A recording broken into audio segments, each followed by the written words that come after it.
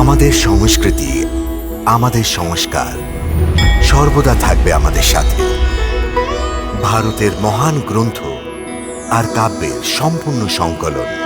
Subscribe করুন তিলক।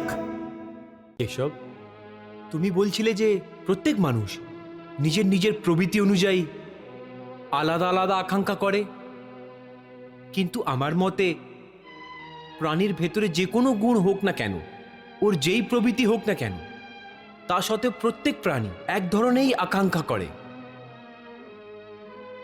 অর্থাৎ প্রত্যেক প্রাণী শুধু সুখের কামনা করে, দুঃখের কামনা কেউ করে না। কেউ দুঃখী হতে চায় না, সেই জন্য সর্বদা সুখীর জন্য চেষ্টা করে। ওই মনুষ্য রাজা হোক অথবা গরিব, স্ত্রী হোক অথবা পুরুষ। তুমি ঠিক বলছো অর্জুন, যে সবাই সুখেরই কামনা করে, কিন্তু সুখের পরিভাষা প্রত্যেক লোকের প্রবৃত্তি এবং রুচি অনুযায়ী বদলে যায়।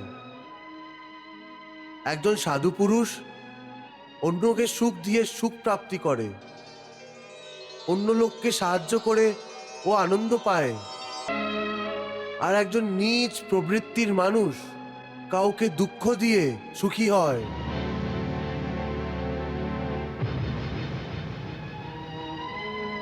আর কাউকে সুখী দেখে ও দুঃখ পায়। সেই জন্যই সুখ এবং দুঃখের পরিভাষা নিজের নিজের প্রবৃত্তির এবং রুচির অনুযায়ী প্রত্যেক প্রাণীর জন্য আলাদা আলাদা।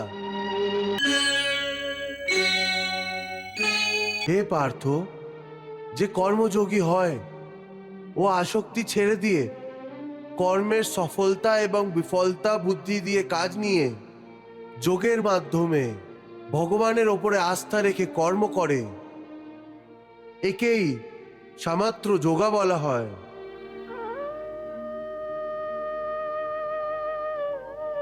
হে পার্থ, ঈশ্বরকে সমর্পণ রাখার অনুভূতি নিয়ে করা কর্ম ফল প্রাপ্তির ইচ্ছে রেখে করা কর্ম থেকে কয়েক গুণ অধিক শ্রেষ্ঠ। জ্ঞানী পুরুষ কর্মফলের আশা করে বিনা সমবুদ্ধি যোগের মাধ্যমে কর্ম করে আর পাপ পুণ্য ইত্যাদি অনুভূতি থেকে মুক্তি পায়। পার্থ, তুমিও এরকম অনুভূতি থেকে মুক্ত হয়ে যাবে যখন তুমি সমবুদ্ধি কর্মের আচরণ করবে। যোগস্থা কুরু কর্মাণি সঙ্গম ত্যক্ত্বা ধনঞ্জয় সিদ্ধি অসিদ্ধ্यो সমো ভূত্বা সমত্বম যোগ উচ্যতে। পার্থ, এই কথাটি মনে রেখো যে ফলের বাসনার জন্য ফলের ওপরে দৃষ্টি রেখে সফল মানুষ যে কর্ম করে, উত্তম কাজ করার পরও এরা কর্মযোগী হতে পারে না। এই ধরনের মানুষকে খ্যাতি ইত্যাদি লাভ প্রাপ্ত করতে পারে, কিন্তু ও ভগবানকে এবং শান্তি প্রাপ্ত করতে পারবে না।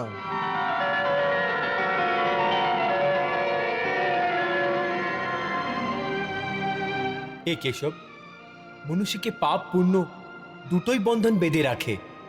দুটো দিয়ে ভালো খারাপ সব ভাগ্য তৈরি হয়। প্রায়শ্চিত করে পাপ থেকে মনুষ্য মুক্তি পেতে পারে, কিন্তু পুণ্য থেকেও মুক্ত কি করে পাবে?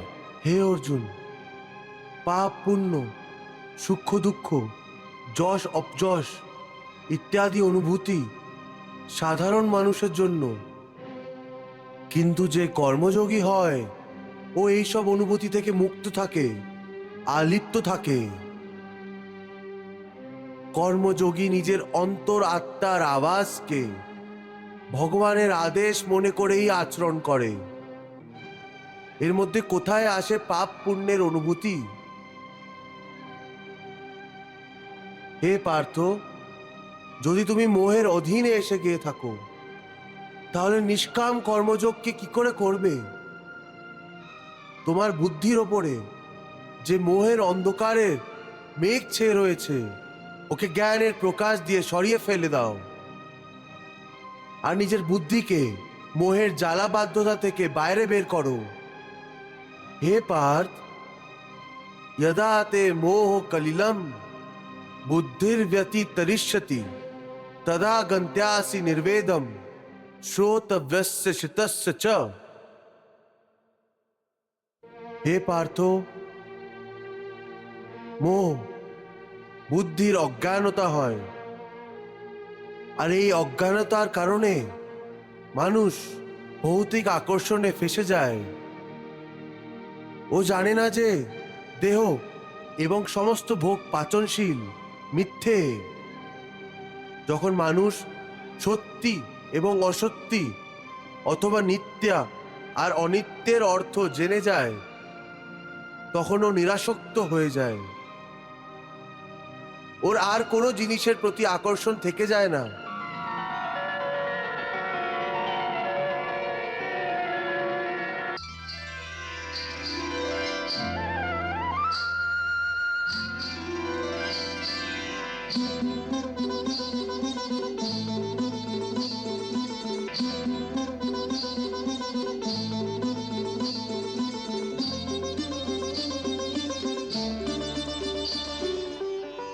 এর অন্য অর্থ হলো মোহের ত্যাগ করা,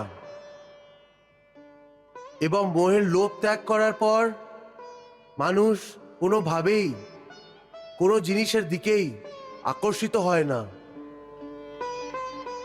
হে পার্থ, যথার্থ জ্ঞানের প্রাপ্তি হওয়ার পর মোহের ত্যাগ হয়ে যায়, আত্মার যোগ বলে বৃদ্ধি হয়ে যায়। যোগ বলের কারণে মন স্থির হয়ে যায়।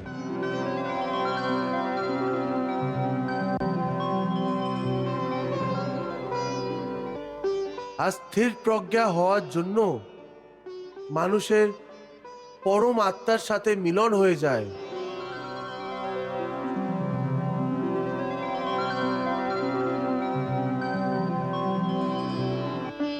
পার্থ, তুমিও ওই আত্মার যোগ বলের মাধ্যমে নিজের অন্তর আত্মার মধ্যে উকি মেরে ভগবানকে দেখার চেষ্টা করো। সমবুদ্ধি কর্মযোগের আচরণ করো, আর স্থিত প্রজ্ঞা হয়ে যাও।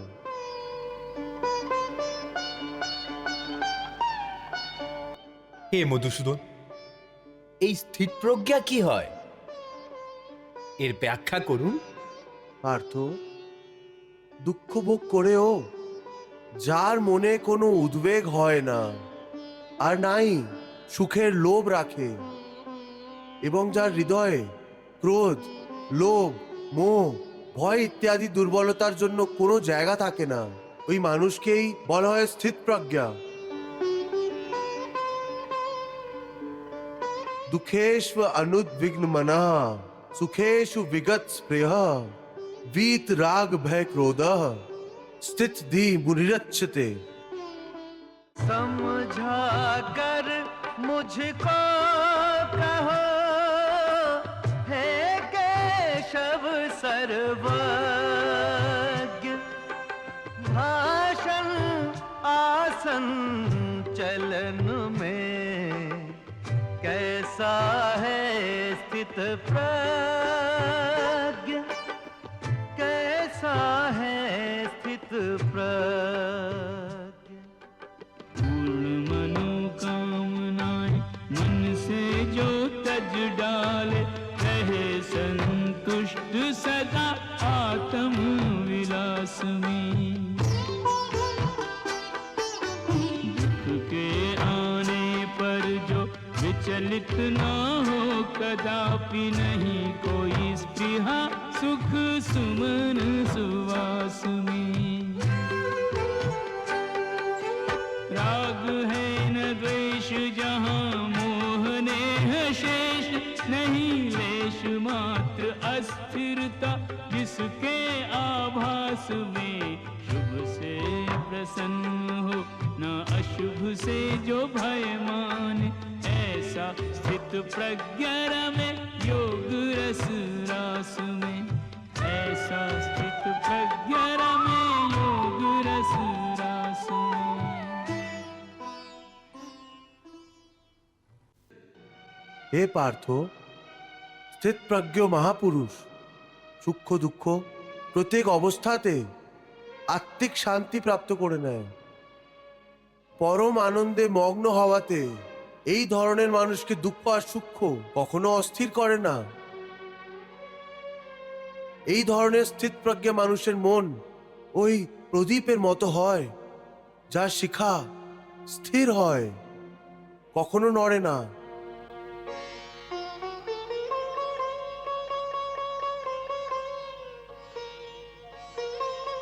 প্রভু, প্রদীপের শিখা বেশি সময় পর্যন্ত তো অচল আর অটল তো থাকে না। ওটা তো বাতাসের সামান্য দমকেও কষ্ট পেতে থাকে।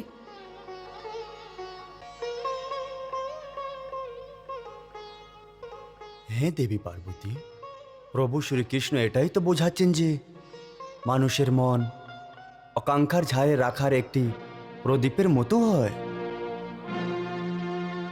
আকাঙ্ক্ষার ঝাড়ে দ্রুত দমক ওই প্রদীপের বাতিকে স্থির থাকতে দেয় না। প্রভুর এই উপদেশ দিচ্ছেন যে মনকে স্থির রাখার জন্য মনের আকাঙ্ক্ষার ওপরে লাগাম লাগাতে হবে।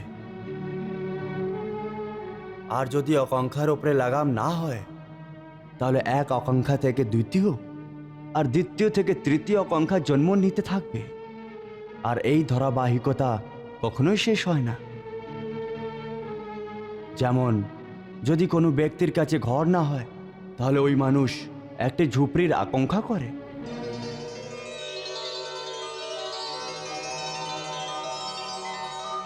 ঝুপড়ির পাওয়ার পর তখন ও আরো বড় ঘর চায়, তারপরে ও ওর থেকেও বড় ঘর, আর তারপরে রাজমহলের আকাঙ্ক্ষা করে।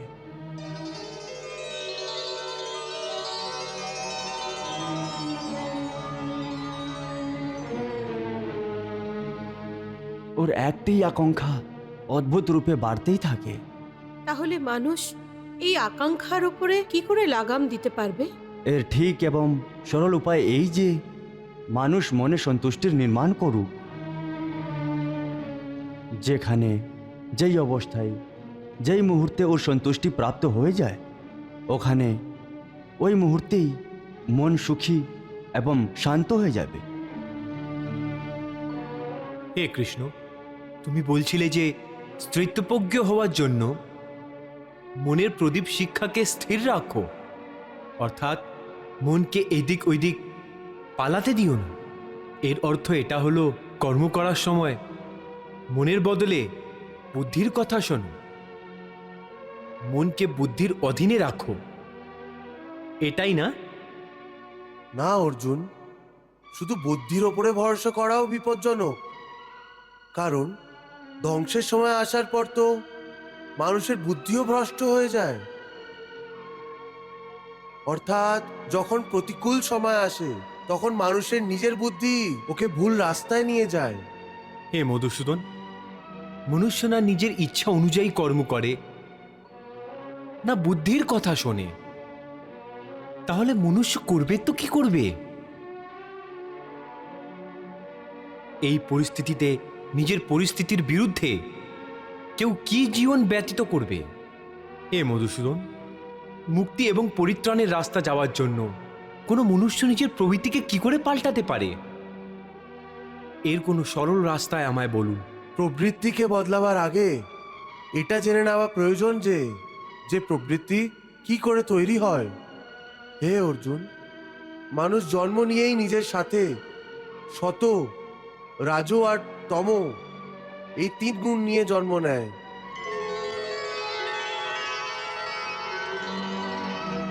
এই সৃষ্টির রচনা এই তিন গুণের ভিত্তিতেই করা হয়েছে। এই ত্রিগুণাত্মক সৃষ্টিতে যে সমস্ত প্রাণীরা থাকে, ওদের মধ্যে তিনটেই গুণ থাকে, কিন্তু প্রত্যেকটি প্রাণীর ভেতরে এই তিনটের মধ্যে কোনো না কোনো একটি গুণ অধিক প্রদান করা হয়েছে। আর যেই গুণের প্রধানতা অধিক থাকে, ওই প্রাণীর চরিত্র ওরকমই হয়ে যায়। রাজগুণ প্রদান পুরুষের ঐশ্বর্য, ঠাট বাট এবং রাজপাঠের লোভ থাকে।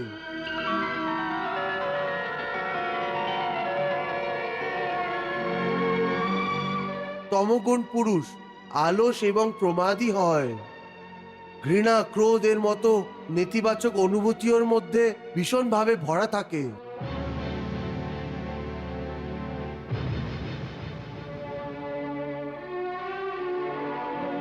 আর সত্যগুণের পুরুষ? শত গুণই উত্তম গুণ হয়।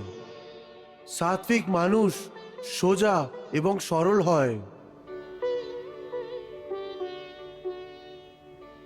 যদিও প্রত্যেক মানুষের স্বভাবে এই তিনটেই গুণ কিছু না কিছু মাত্রায় অবশ্যই থাকে, কিন্তু যেই মানুষের মধ্যে যে গুণ প্রধান হয় ওই মানুষ ওরকমই হয়ে যায়। ওর যেমন প্রবৃত্তি হয় ওরকমই ওর রুচি হয়ে যায়। সুতরাং প্রত্যেক মানুষ নিজের প্রবৃত্তি এবং রুচির অনুযায়ী আকাঙ্ক্ষা করে। এ কেশব, তুমি বলছিলে যে প্রত্যেক মানুষ নিজের নিজের প্রবৃত্তি অনুযায়ী আলাদা আলাদা আকাঙ্ক্ষা করে, কিন্তু আমার মতে প্রাণীর ভেতরে যে কোনো গুণ হোক না কেন, ওর যেই প্রবৃত্তি হোক না কেন, তা সত্ত্বেও প্রত্যেক প্রাণী এক ধরনেরই আকাঙ্ক্ষা করে। অর্থাৎ প্রত্যেক প্রাণী শুধু সুখের কামনা করে, দুঃখের কামনা কেউ করে না। কেউ দুঃখী হতে চায় না, সেই জন্য সর্বদা সুখীর জন্য চেষ্টা করে। ওই মনুষ্য রাজা হোক অথবা গরিব, স্ত্রী হোক অথবা পুরুষ। তুমি ঠিক বলছো অর্জুন, যে সবাই সুখেরই কামনা করে, কিন্তু সুখের পরিভাষা প্রত্যেক লোকের প্রবৃত্তি এবং রুচি অনুযায়ী বদলে যায়। একজন সাধু পুরুষ অন্যকে সুখ দিয়ে সুখ প্রাপ্তি করে, অন্য লোককে সাহায্য করে ও আনন্দ পায়।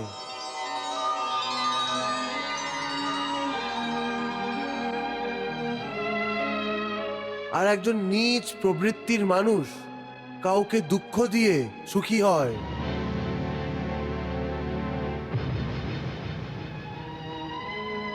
আর কাউকে সুখী দেখে ও দুঃখ পায়।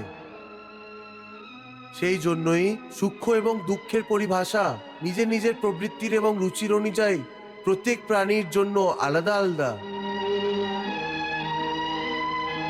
এমনিতেও কি কারোর কি কখনো স্থায়ী সুখ প্রাপ্ত হয়? হয় না। আসলে না সুখ স্থায়ী আর না দুঃখ স্থায়ী। কিন্তু হে কেশব, সুখ কি স্থায়ী হতে পারে না? সুখ স্থায়ী কি করে হতে পারে পার্থ? এই সংসার তো পরিবর্তনশীল আছে।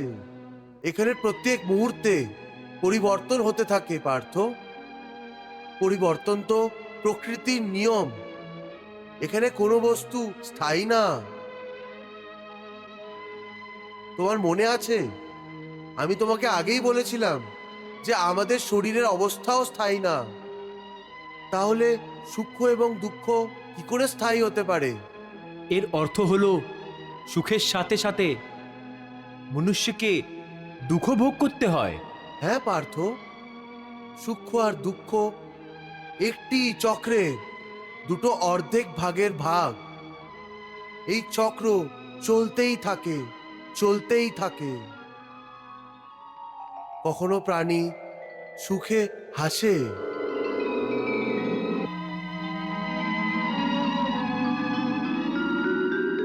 আর ওই প্রাণী দুঃখে কাঁদে এবং বিলাপও করতে থাকে। কিন্তু কাল চক্র কখনোই থামে না। সুখ দুঃখের এই চক্র চলতেই থাকে। আর মানুষের জীবনে সুখ এবং দুঃখ ক্রমাগত আসে আর যায়। না চক্র থামে, আর নাই সুখ এবং দুঃখ মানুষের জীবনে দাঁড়াতে পারে। যদি সুখ আসে ওটা সর্বদা থাকবে না, আর যদি দুঃখ আসে তাহলে ওটাও সর্বদা থাকতে পারবে না। দেবী, প্রভুর দিব্য বাণীর রূপে আজ সমস্ত মানব জাতির জন্য একটি নতুন অধ্যায়ের রচনা হচ্ছে। প্রভু কত সরল এবং প্রভাবশালী শব্দের মাধ্যমে জীবনের গভীর রহস্যকে বোঝাচ্ছেন। কর্মযোগের রহস্য খুলে খুলে বলছেন। প্রভুর এই উপদেশকে যদি মানুষ ভক্তি ভাব দিয়ে গ্রহণ করে, তাহলে নিজের আচরণ বানিয়ে নেয়, তাহলে ওকে কেউই ধর্মের রাস্তা থেকে পথভ্রষ্ট করতে পারবে না।